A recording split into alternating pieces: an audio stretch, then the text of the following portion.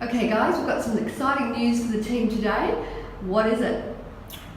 We have a minor change approval for 65 lots from the Sunshine Coast Council. So Awesome. long time coming. It's been a while, hasn't it? It has. How long has it been?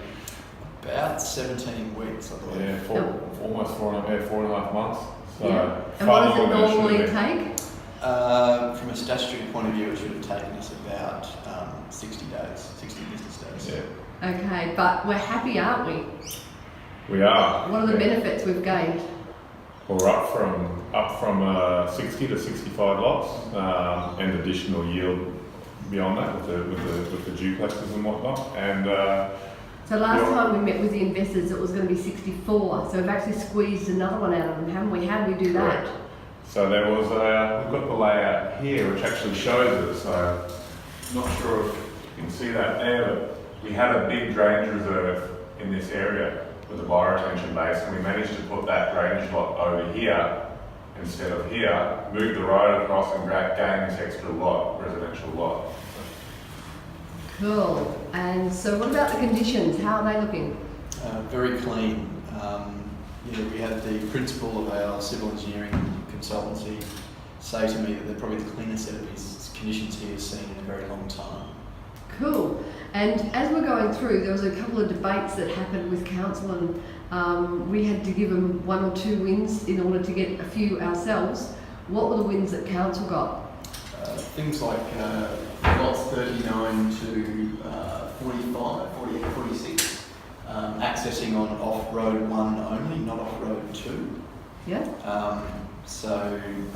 And at the end of the day, that wasn't a massive compromise for us, but it was a win the council wanted, so we gave it to them.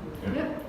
And what about the... Yeah, the road width was a big one. So this road 1, which will probably become Mulholland Drive, this road right through here, we had assumed it would be a 6 metre wide bitumen, the pavement width. They pushed very heavily for 7.5 metres. So at the end of the day, it's a choice. Pete reluctantly agreed to in the end because he was PMing, trying to save the project money. It wasn't a lot of cost, but we think, in general, going from a 6 to a 7.5 metre wide bitumen pavement is probably very good for the development, and it's about $60,000 difference in cost, really, which isn't much in the scheme of a project like this. So.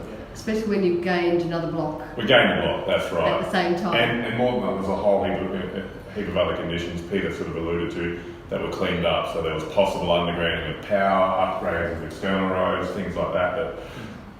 With a lot of back and forth with council and cracking the whip and beating the table at times, we overcome. They just got effectively removed. So very, very good outcome. Yeah. Had you seen a precedent where you'd been asked for 7.5 metre wide road before, Pete? I have, yeah. Council typically ask for more because they can, with no technical justification. So hence why I was not wanting to set another precedent. But as Leon said, it's not a bad thing in the project. And in the scheme of the wins we have had, it was a win we could afford to give council to get the benefit we wanted. So. Cool. And so Leon, what now?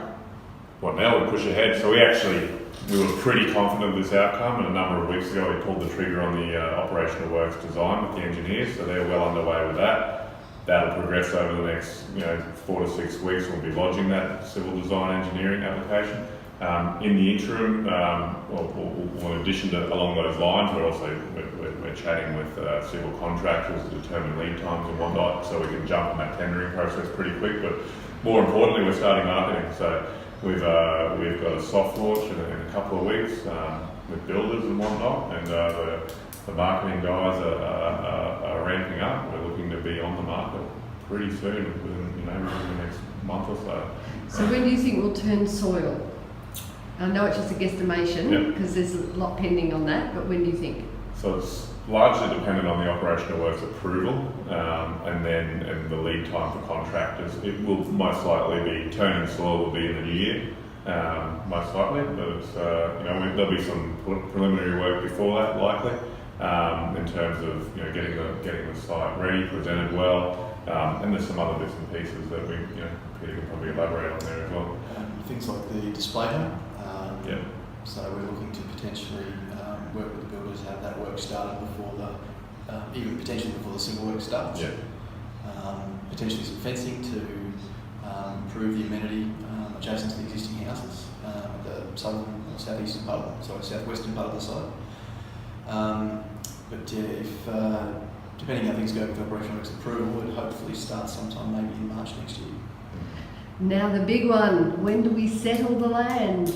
Next month, the end of next month. So What date? 28th of November. 28th so, of yeah. November, so there's another champagne to be had then, There right? is. There is.